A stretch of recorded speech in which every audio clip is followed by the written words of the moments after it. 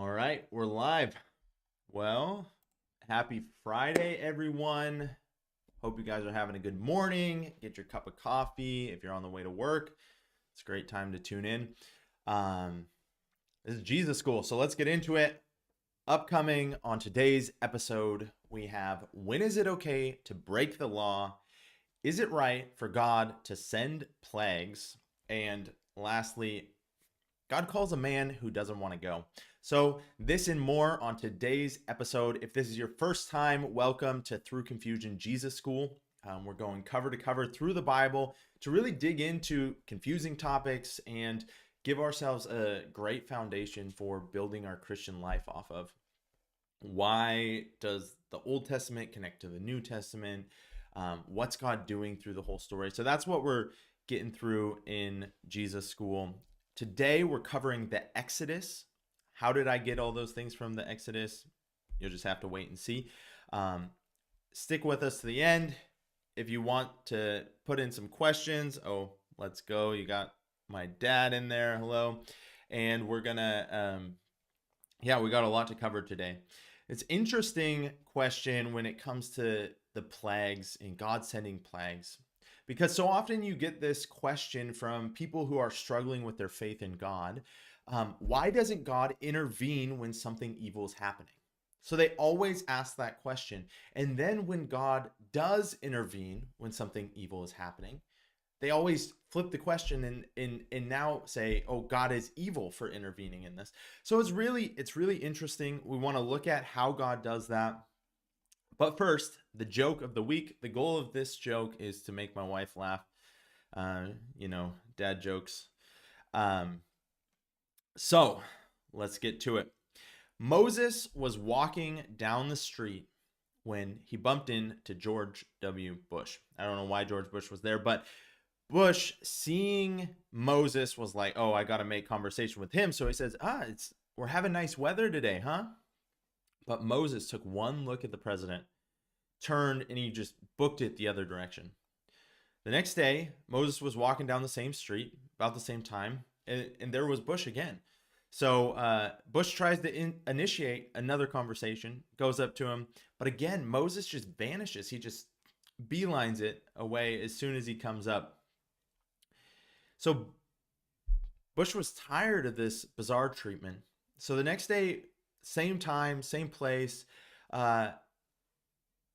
he goes up to Moses and he's like, hey, wait. What's wrong, Moses? Why do you keep running away from me? Moses turns around and says, the last time I talked to a bush, I spent the next 40 years in the wilderness. Okay, let me know what you guys think of that joke. All right, well, let's start out with some prayer and we'll get into the word. Father, thank you so much for your word. Thank you for the study, Lord. I just pray that you would take us through your word, that you would open it by your Holy Spirit, that you would lead us forward, give us insight for our life today. Lord, help us to understand what you're doing through all time, Lord, where you're taking us, where you're going. We want to follow you. We want to walk with you, Lord. So just lead us through. Bless the study in Jesus' name. Amen. So we want to keep the main thing through this whole Jesus school, and that's what's the story? What's God's plan in view? Where is he starting from? Where is he taking mankind? What's his plan? What's the relationship that he has with us? So we're going to keep that in the main view.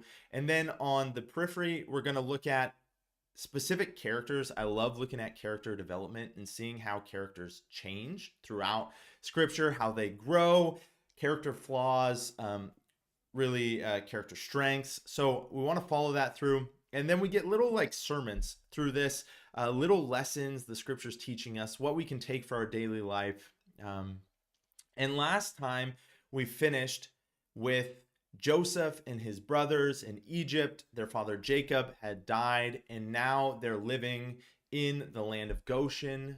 They had good relationship with Pharaoh because of Joseph saving all of Egypt and the region around when there was the big famine, right? Joseph interpreted the dream. And now we see his family is there. They're multiplying. And this story picks up Exodus chapter 1 around 400 years later. from that time. So they had a lot of time to grow, and now this is where they're at. So chapter 1 is the genealogy in the growth of Israel, where the sons were, who were their kids. You guys can read through that. You might not understand so much. But the main thing is the Israelites were really growing in population, so much so that the new king, the new Pharaoh in that time, was fearful that the Israelites would turn against them, that they would take over, and so they're enslaving the Israelites. And Pharaoh comes up with this plan to kill all of the baby boys. So Exodus chapter 1, verse 15 through 21. Let's read it. Then the king of Egypt spoke to the Hebrew midwives, of whom the name of one was Siphrah, and the name of the other was Puah. And he said, when you do the duties of the midwife for the Hebrew women, and see them on their birth stools, if it is a son, then you shall kill him. But if it's a daughter, then you shall let them live. The midwives fear God, and they did not do as the king of Egypt commanded them, but saved the male children alive. So the king of Egypt called the midwives and said to them, why have you done this thing and saved the male children alive? And the midwives said to Pharaoh, because the Hebrew women are not like the Egyptian women, and they are lively and give birth before the midwives come to them. Therefore, God dealt well with the midwives, and the people multiplied and grew very mighty. And so it was, because the midwives fear God, that he provided households for them. So this is one of the first acts of civil disobedience in the Bible. And the definition of civil disobedience is a refusal to obey government demands or commands, especially as a nonviolent or usually collective means by forcing concessions from the government. So in this story, the king wants them to kill the male babies that are being born. And they look at this as a moral thing. They look at this as something that's not okay. Even though the chain of command goes that the government is telling me to do this, they're saying we will not do this. So this comes into question in today's time, what we're going through today, because Christians have to wrestle with civil disobedience when it comes to issues of morality. Christians, of course, we should be the best citizens. That's what it talks about in the New Testament, where we should be there, we should pay taxes, we should be honorable. They should have no concerns with us about as being citizens. Where does the differentiation come in? So Paul lays it out in Romans 13, that authority, the state, is set up by God. The authority is from God, and it's there to punish evil and to reward good. And citizens, we're called to be submissive. We're not called to be unruly. We're called to pay taxes. We shouldn't be there to cause disruption, right? If you mess up your political system in your country, it's going to cause a lot of damage. It's going to cause a lot of hurt. You see this happen throughout the world. Countries like Venezuela that collapse, and the horror that ensues when a country collapses is crazy. There's a lot of bad stuff that comes in when that happens. So when do you know when civil disobedience is the right thing to do? How can you know that you should disobey what the government is telling you to do? And I think to really simplify it down to the easiest commands, you should disobey the government when it's telling you to break the first and the second commandment that Jesus gave, the two most important. When they're telling you that you can't love the Lord your God with all your heart, soul, mind, and strength, and when they're telling you you can't love your neighbor as yourself, that's where you draw the line. That's where, for you, you can't continue to do that. You can't say, oh, well, they're telling me to do this, so I need to do this. This is where you get somebody like Corrie ten Boom, where she says, this is the law, right? She was in Germany during World War II. This is the law, but it's telling me I can't love my neighbor. And so I'm going to do whatever is in my means to love my neighbor right now. I'm going to hide people. I'm going to provide for people. So that's where she drew the line. The question is, where do you draw the line? And have you even established that in your life? Oftentimes we think we might have a line, but if you don't write it out clearly, if you don't have a specific place in your life where you're like, if that happened, then I couldn't do this anymore. I couldn't submit to that because things will change. And there will be times when what you view as morally right and wrong, what you think the Bible teaches as morally right and wrong, will be overstepped by somebody in your life, whether that's a boyfriend, whether that's your parents, whether that's your kid, or your school, wherever you're at. So you're going to be pressed in this, and you need to decide for yourself, no, this is the line. This right here will overstep my ability to love God with all my heart, soul, mind, and strength, and love my neighbor as myself. Whether that's standing up for the truth, whether that's keeping a job because you have to make a compromise. You need to draw the line, or else you'll just keep walking. You'll keep walking away, and your faith will be shipwrecked. When you do not listen to your conscience, your faith will suffer because you have to keep redrawing the lines, redrawing the boundaries around what you believe. And you can do that to a certain extent, but when you do that too far, your faith goes down the drain. Okay, so God blesses Sifra and Pua because they wouldn't kill the babies. Now, you know that doesn't always happen, right? In the sense of physical, material blessing in this life. Jesus said you will suffer persecution if you desire to live godly.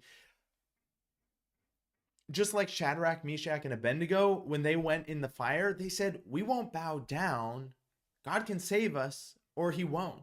But either way, we're not going to bow down. And I think we need to have that same attitude. We need to draw the line. We need to trust God for that. God might not physically save us in this life, but he is saving us for eternal life. And so Christians go to their death for things like this. They stand and they won't cross this line. So where is your line in the sand? Where is that place that you won't cross? I think it's important. Think about that. Pray about that. What is happening at my job that I can't compromise with? What are they asking me to do that I'm not going to do?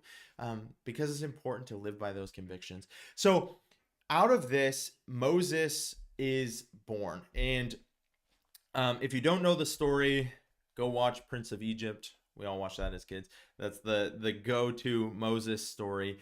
Moses is born, right? They put him in the basket after 3 months, and Pharaoh's daughter finds him. And the best part about the whole story of Moses is that God's working with him, though God has a plan for him and he's doing something in his life. That doesn't actually start until Moses is 80 years old, right? From 1 to 80 years in Moses's life, there is one chapter in the whole entire Bible, and most of it's not even dedicated to Moses. That's chapter 2 of Exodus. And then the next full, basically 4 books of the Bible, Exodus, Leviticus, Deuteronomy, and Numbers, are actually the writings of Moses, and they're only in that last 40 years of his life, from 80 to 120 years old when he dies. So that's crazy when you think about it, because so often we focus on, when you're young, do this. When you're young, you should have this. This is that time. And then we go and retire. But how much does God want to do with you in that last part of your life? And don't rush into things that you're not ready for. We see here Moses makes the mistake when he's 40. And then he goes in the wilderness, and God is preparing him in the wilderness for the next 40 years of his life when he's old, when he's way older in life. So let's look at the story, the next story. So Moses goes out into the wilderness, and we get in Exodus 3 the story of the burning bush. So Moses is just walking, tending his father-in-law's sheep out there, and all of a sudden this bush, he looks over, it's on fire. So he draws near, he goes to take a look. What's going on with this bush? Why is it on fire? What's going on here? And so then the Lord calls to him out of the bush, tells him, take off your shoes. The place where you're standing, that's holy ground. Moses is in awe of what God's doing. Why does God choose a bush? I think this is really interesting. Out of all the ways that God appears, like a bush, out of all things, that's what God is in. And this is like a thorn bush. This is nothing important. And I think God is showing that he can be powerful in the least of all the things. Like he could have chose a massive tree, but no, he just chooses this tiny, probably straggly looking bush, and he's there, and his presence is awesome. His presence is holy. When Moses goes there and he knows that it's God, he says, I am the God of your fathers, Abraham, Isaac, and Jacob. And Moses shields his face, right? We have this desire maybe to look, but Moses turns his eyes away, which is really interesting because he's holy, because he's entering the presence of God, and he knows that you can't just look at God. God is powerful.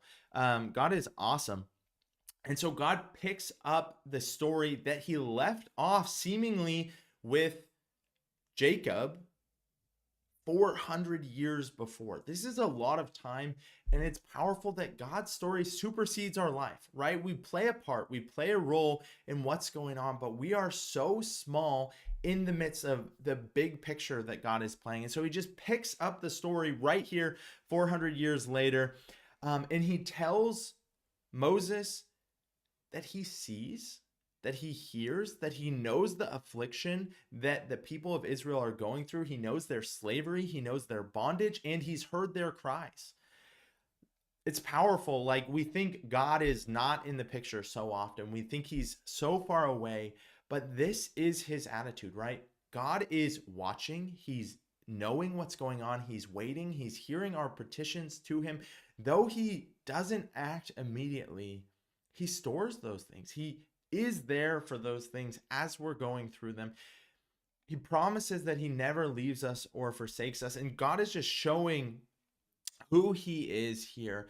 And Moses asks him his name. He gives this powerful statement, I am who I am. It's so crazy to me that right before this, Moses says, who am I? Right? That you would come to me. Who am I? And then God switches those words right around. I am who I am, which is just the same three words switched in a different order, but it's so powerful. God in his being, his essence, that it's doesn't need anything else to exist. God doesn't need us. He is who he is. And he calls himself the great I am. And that's the foundation. That's the rock that we can put our lives on. The I am. I am who I am. That's who is sending you to these people. But Moses, what's his response? He gives three different responses. Who am I? I can't speak, and send somebody else. Oftentimes, I think we look at Moses in the New Testament, we see everything he went through, and we see this powerful figure that God used mightily, somebody to aspire to, which he is all of those things. But when you think about it, Moses was the one who didn't want to take this call. Moses was the one who was struggling with this, who was wrestling with this, who was fearful.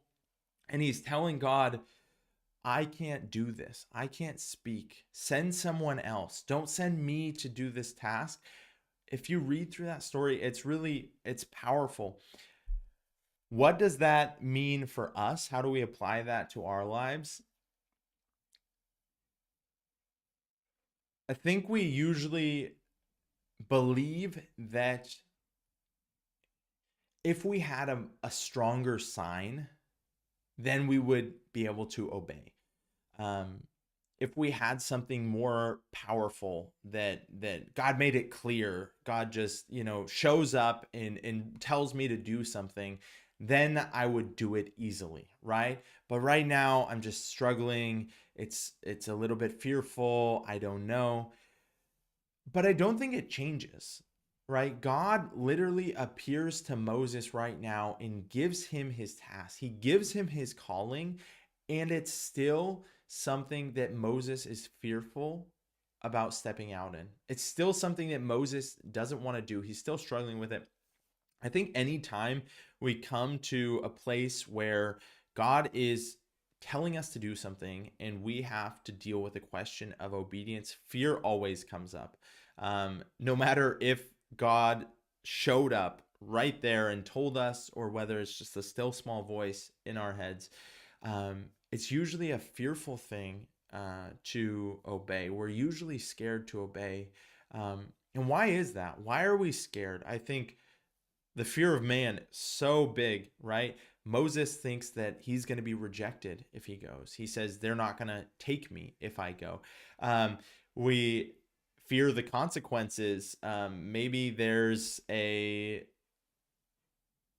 threat on the other side that we're struggling with when it comes to this opportunity to go. But God is just persistent with Moses. You need to go. You need to go. Okay, you can't speak. I made your mouth. I made all these things. I prepared you. I created you for this task. Send someone else. That's what Moses says. And the Lord gets angry at him because the Lord wants him to do this task. The Lord has prepared him and is calling him to do this task. Don't keep questioning God. Don't keep asking. And this is just as much for me. When I read this story, I'm so challenged by the story of Moses because he is a powerful person. God uses him. But so often self-doubt comes in. And when does self-doubt change from this humility to this false humility or this false pity? And we need to know when that switches over, because the false humility, this self-pity, isn't something from God. It's something we well up in ourselves, and we need to learn how to overcome that. We need to, on the contrary, be like David. David had so much faith when he goes out, and he doesn't even need God to tell him to do this thing. He's like, this guy is defying God. I'm just going to go fight him, right? Who is allowing this guy to say these things against my God? And so that's the faith we want to walk in. We don't want to live in this place. We want to step out. We want to overcome that fear when God is telling us to do something, and step out into what God is calling us. It's so important. So Moses says, what's going to happen? What are you going to do? And when I go to them? And so God says, what's that in your hand? Take that staff, throw it on the ground. He throws it on the ground. It turns into a serpent. Then he picks up the staff. Okay, put your hand in your jacket. Okay, pull it out. It's covered with leprosy. Now put it back in. So God gives him these signs to go. But God says, what I'm doing is I am going to set you free from the bondage that you're in Egypt. And through that, I'm going to make my name great. I'm going to show who I am.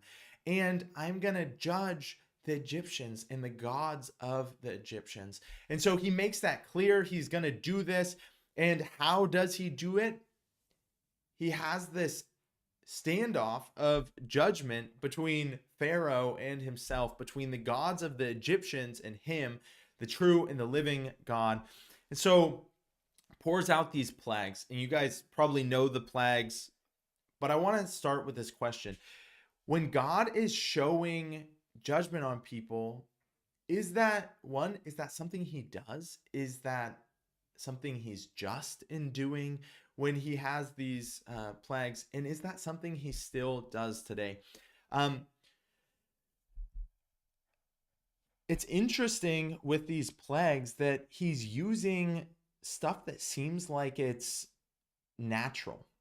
And he usually does this. So if you go through the plagues, blood, frogs, gnats, maybe blood's not so natural, but frogs, a bunch of frogs go out. Gnats, a bunch of gnats are in there. Flies come. The livestock dies from a plague. Now people have boils on there. Then there's hail and lightning coming from the sky, locusts, darkness, and then finally the death of the firstborn. So all of these things, you can say, okay, God is doing that, but all of them you can also rationalize. You can also say, oh, well, this happened and that's why it's happening. And so we see that in this battle between Pharaoh and God, going back and forth as these plagues are being poured out on the land. And every time Moses is going, let my people go. Let us go out to God in worship. And Pharaoh says no. And then God brings this plague on Pharaoh for saying no. And then Pharaoh says, no, take the plague away. I'll let you guys go out to worship. And then the plague stops. Pharaoh hardens his heart. He's like, well, maybe it was just a natural cause. No, I'm not going to let you guys go out to worship. So this goes on through the whole time. Here's some observations with the plagues, something to help you remember how they go. So they come in 3 different sets of waves. So the first 3 plagues, the second 3 plagues, and the third 3 plagues, and then followed by the last, the Passover, or the angel of death, the death of the firstborn. And so with the 3 sections of plagues that go through, blood, frogs, gnats are the first one. You see that Moses tells him that the first 2 plagues are going to come on him, then he doesn't turn, and then the last one just comes. So that happens the first time, and then that happens the second time, and then that happens the third time with all 3. And then you see 3 different phases. The first phase of 3, God sends it on all of them, all of the land of Egypt, on the Egyptians and on the Israelites, the Hebrews that were also living in the land. So that's the first section. Then God says, I'm going to make a distinction between you two. So then that goes, and the Israelites are saved from the plagues, and they only go on the Egyptians. So now Pharaoh can see, no, it is God. God is doing this to just us because we're not letting them go, because we're oppressing the people of Israel. And then the last one, it's interesting with the hail, God says, he warns them, and he says, you guys, if you're smart, you'll get your animals out of the field. So then the ones that feared God actually left, and the ones who didn't fear God stayed in the land. So we're going to see some different parallels. I think the plagues remind me of Revelation. You have the seals, the trumpets, and the bowl judgments that you see in Revelation. And so to me, it looks like there's some parallel of God pouring out his wrath in the Revelation, as well as there in the Exodus. And then, just really interesting. So what do you think about these, and how do you look at God's judgment today? So does God judge people today? Does he judge locations? Does he judge land? When you read through the Bible, when we go through this, we're going to see a strong thread that says, yes, God deals with nations and he judges them based on how they live. Are they following him, or are they not following him? Are they living in a sinful way, or are they living in a way that fears God? You see that pre-flood, you see that post-flood, you see that all the way through. You see that with the nation of Israel. They have blessings and cursings. You see that with the nations God uses to judge Israel, and he uses the prophets of Israel to speak out to these nations. So you see that all the way through, but do you see that in the New Testament? In Luke 21, Jesus gives the prophecy of the destruction of Israel, and that they're going to be trampled under the feet of the Gentiles. And so he's specifically giving this prophecy. Jesus, right? He lived in the way we do our dating, from around 0 to around 30, however you want to look at his life, a little bit plus or minus either direction. He prophesied right before he was dying that Jerusalem was going to be destroyed, that in 70 AD, Titus was going to destroy it, that the temple was going to be destroyed in that time. Jesus talks about that. In Matthew, it's not as clear, but in Luke, he really makes it clear. Luke chapter 21:20, you guys read that.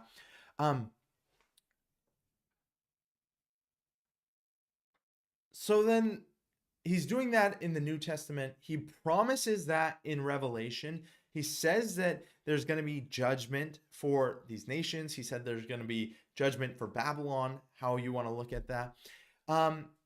And I think that goes through, if you look at history, you see nations that are powers, you see them turn away from God or not deal justly in the judgment that they are bringing. And then you see judgment coming on those nations. And I think that's something powerful. And one of the strong forms of judgment, actually, that's talked about in Micah, I believe, in some of the minor prophets, and then again in the New Testament, is that the judgment comes by actually closing people's ears from the truth and from wanting to hear the truth. And so when there is a departure from the truth, there's a departure from listening to wisdom. All of Proverbs is about wisdom. When nations, when people groups turn away from God, God sends this judgment that they won't want to hear wisdom. And then they reap the consequences of their not walking according to truth, not walking according to wisdom. And that's a big thing that we're seeing in the Western world, that so many people are just shutting their ears to very basic truths and realities that we see. Gender being one of them. People turning away from this and believing a lie because they want to, but it's self-destructive. It doesn't lead to anything good because it's not true. And it has the consequences. It has natural consequences because there's a natural order set up that these things operate by. So we need to have a theology that allows for judgment because we see it throughout the Bible. We can't say, oh, God doesn't judge. That's totally contrary to the Christian belief, the Christian worldview. We know that God is slow in his judgment. We know that he wants everyone to come to repentance, but we can't have a view of God that is apart from that. That's not who God is, and that's not just either, because being just calls for judgment. Okay, so then we get the final plague, and the final plague is the Passover, the death of the firstborn son. So that picks up in Exodus 11 and Exodus 12. And God says that he's going to do this final plague and that Pharaoh is surely going to let them go. But this is a terrible plague, right? God is going to kill the firstborn among all the land, of the people, of the animals. He is going to destroy. He's going to send his angel of death. And so he says that this is going to happen, but he gives them this instruction, the institution of the Passover. And the Passover means literally to be passed over, right? And so as the angel of death was coming through the land of Israel and killing all of the firstborn in one night, if you think angels aren't powerful, think about this. Killing all of the firstborn in one night. And as he's passing over, he'll pass over your house if you have the blood of the lamb on your door, covering your house. Then he's going to pass by. And he says, in the households of the Egyptians, there's going to be weeping, there's going to be mourning. It's going to be a terrible thing. But in the house of the Israelites, in the camps of the Israelites, in the villages of the Israelites, you're not even going to know. You're going to sleep peacefully through the whole night. And so God makes this distinction. And this is just such a powerful symbolism. It's a powerful picture. God says you're going to keep this every single year, and it's going to remind you of your exodus, your freedom. And then it picks this theme up in the New Testament with Jesus, who Jesus was. the person of Jesus, what role he was going to play. And so God is painting this picture in the Old Testament of what's going to happen in the New Testament. Remember, a few weeks ago, we covered the story of Isaac being offered by Abraham. God says to Abraham, take your only son, go up to the top of this mountain, and offer him as a sacrifice to me. And we see that that was a type, that was a picture that on that same mountain, Jesus would be offered by the Father, that God provided a sacrifice, an atonement on that mountain thousands of years later. So it's a picture going through. And so how is the Passover a picture? If you read through that story, you're going to see that they're going to take the firstborn, they're going to take a lamb of the first year without blemish. They're going to offer it as a sacrifice. They have to separate it for 4 days, all of these rules.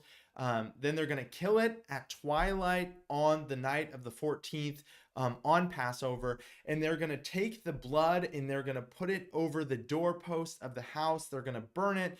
None of it should be left in mourning. They're going to, by the morning, they're going to take their bread without leaven. They're going to remove all the leaven from the house. And they're going to eat this feast with haste. And then they're going to have their belts on, their shoes on, and they're going to leave. They're going to get out of Egypt in one night when Pharaoh says, get out of my land. I'm done with this. I'm done with these plagues. I'm done contending with God. So what is the symbolism? If you go to Jews for Jesus, they have a really good outline of the symbolism. And if you ever get a chance to do a Passover or a Seder dinner, it's a celebration of the Passover. And when do we see this? In the New Testament, we see this as the Last Supper. When Jesus is sitting at the table, he breaks the bread. They're there, they're eating, they're drinking the cup. This is the Passover. When Jesus says, I am the bread. I am the wine.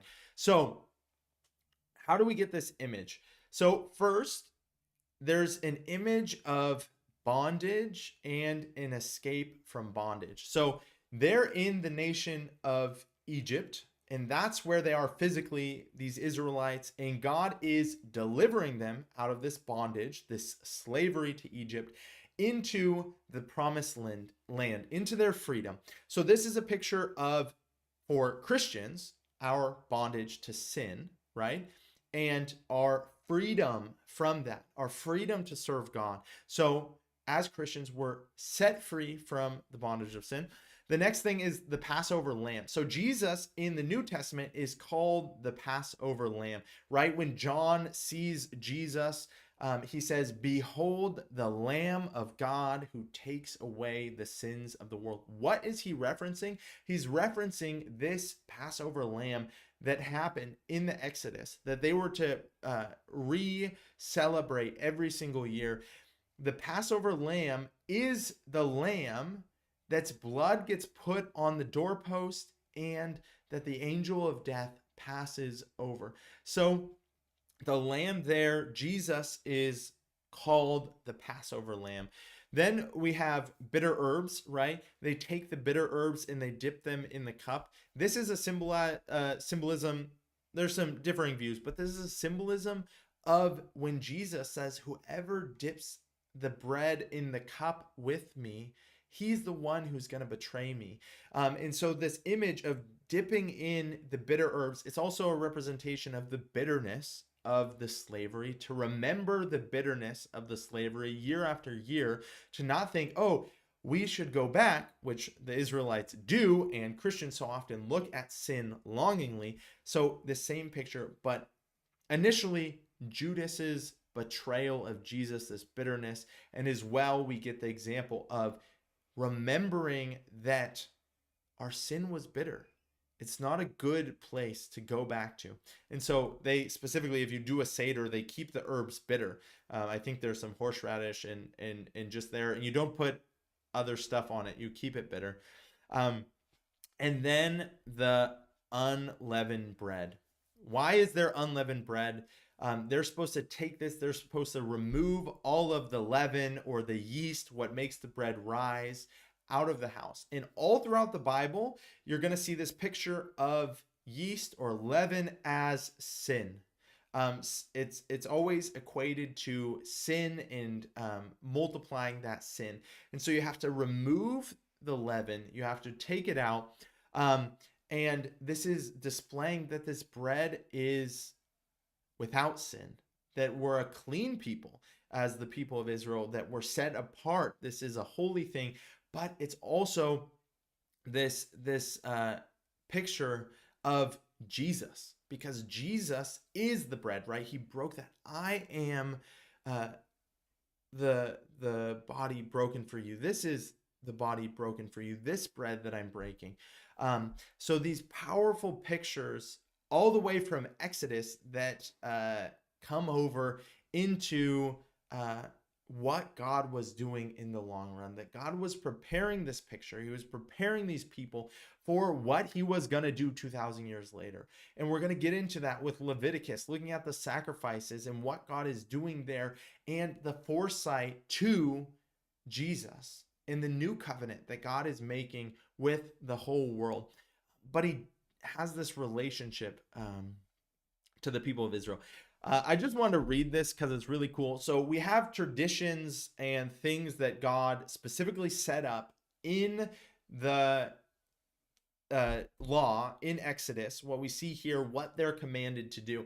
And then you get a lot of traditions that the rabbis have created, that the Jews created over a lot of time. And one of the ones that's really, really cool that the Jews practice is afikomen, which is this tradition, and it predates Jesus, which is fascinating to me. It goes before Jesus that they were doing this.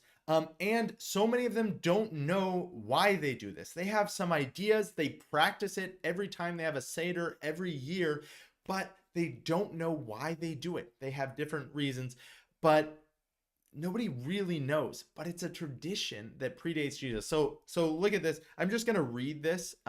So basically, you eat the flatbread, the matzah, when you're having Passover. This unleavened bread, it's like a cracker almost.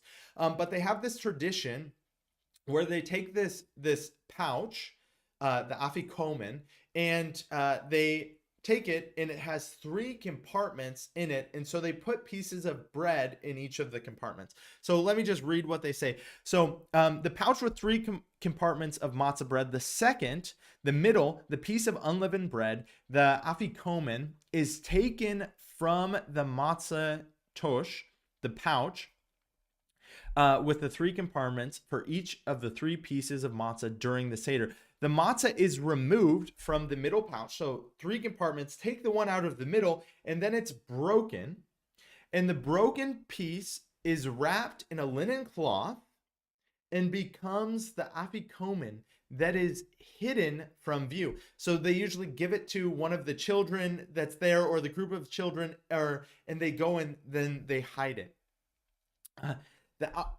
No, actually, I think they go and hide it. They put it out of view, and then they let the children go search for it. But let me just keep reading. The afikomen was not part of the original Passover described in the Old Testament. While the traditional meaning of afikomen is dessert, there have been other Jewish opinions. According to the late Jewish scholar David Dubay and others, afikomen is actually a Greek word meaning the coming one, and is clear reference to the Messiah. He also observed that if there was no previously established symbolism relating to the unleavened bread, then what were his disciples to make of it when he gave it to them and said, "Eat, take, eat, this is my body"? As believers in Jesus, we know that Messiah's sinless body was broken in death, wrapped in cloth, hidden in burial, and then brought back by the power of God. We see amazing parallels of these events in the traditions of afikomen that remind us of Jesus' sacrifice.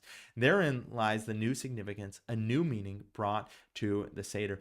For those of us who believe in the tradition of afikomen, confirms the messianic symbolism of the bread that has come part of the church's observance of the Lord's Supper. So basically, Jews, not knowing what they're doing, why they're doing it, are breaking the middle piece of matzah in 3, and they're going, hiding it away, and wrapping it in a linen cloth.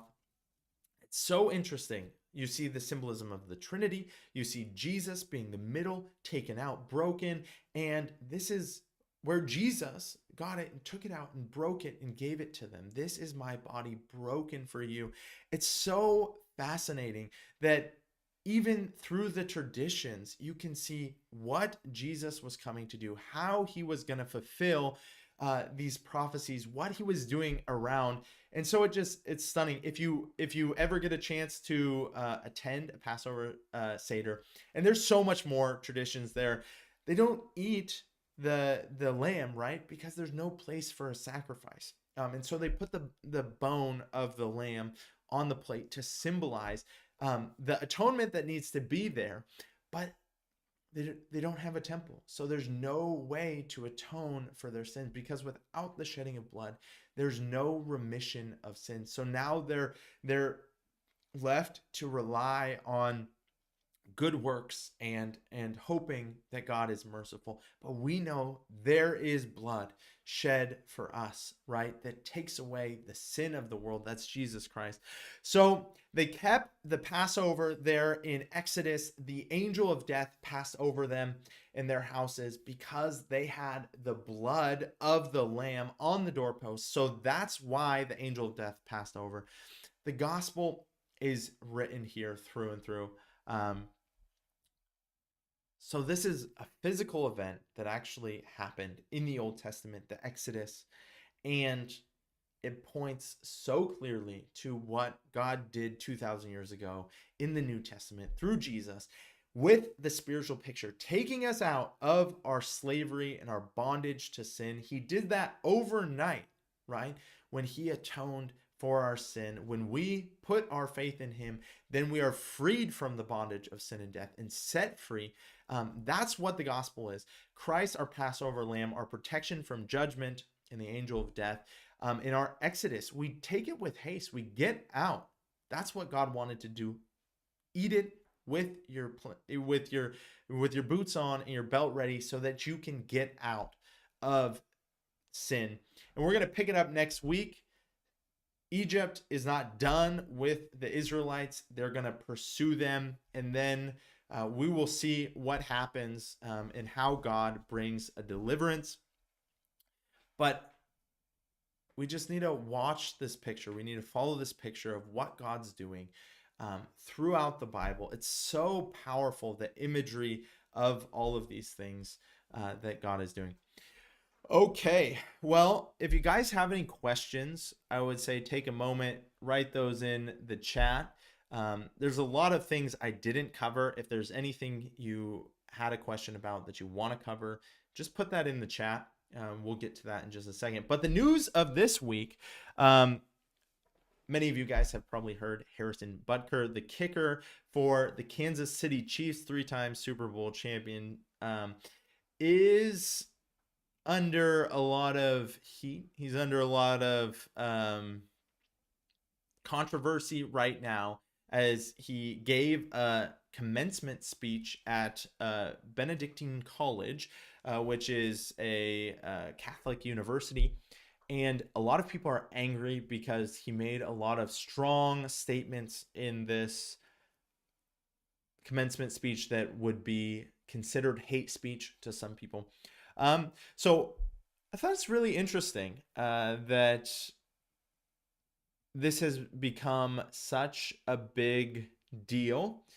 So what do you do about it when you hear all these news and you see this controversy? What's the way you go about processing this? Because it seems very divided, and I think it will continue to be divided. We see that people try and really put things in the worst light possible, whether you're on the right, whether you're on the left, whether you think you're wrong, whether you think you're right. What's the most important thing to do? I would go back and I would actually watch it. You can see this whole speech online. So go to the main source, the primary source. We learned that in elementary school, to use primary sources and to know what secondary sources are. So go to the primary source. So I just watched this speech. It's a really good speech, really fascinating. I think they paint it in a very bad light, but I was challenged by it. I was challenged by his passion. I know he's a Catholic. In the world of Christendom, there's a lot of different views on each group that you're in. So I don't know how you feel about Catholics. But I was very much challenged by his words, by his open view of problems in his own church, in his expression of those things, but also his faith in what God is doing in the church, what God is doing throughout the world, and a call to repentance for all people. And I think if you ever look at your own church and you think you don't have problems, I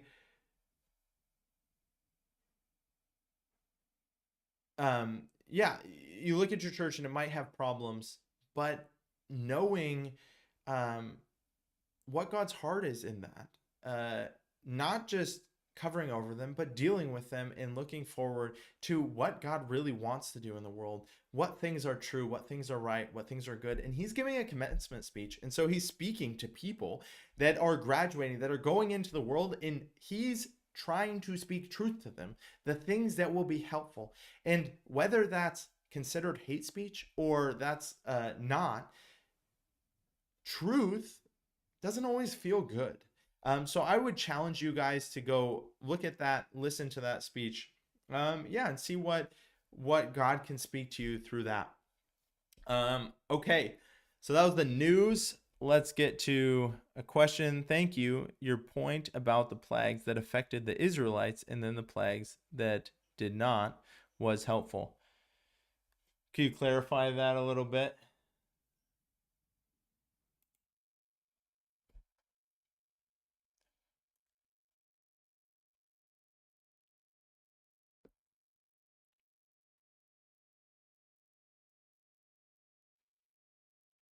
I think it's really interesting. I know I say that all the time, but with the plagues and some affecting the Israelites, some not affecting the Israelites, and then in Revelation you see the sealed, and then when they're sealed, then the plagues don't have an effect over them, which I thought that's an interesting parallel. If you read through Revelation, and you look at the different judgments that are going through, I think a lot of times it repeats in history. So we see a lot of those things over and over again. Um, but yeah, maybe I'll do a parallel study. All right. Well, that's it for today. Thank you guys for watching. And as always, like this video. If you have other people interested in Jesus School and going through the Bible, looking at practical discipleship, invite them to join us. We're here Friday mornings at 6 a.m. So really enjoy going through the Word with you guys. But other than that, God bless you all. Have a great week, and we'll see you around.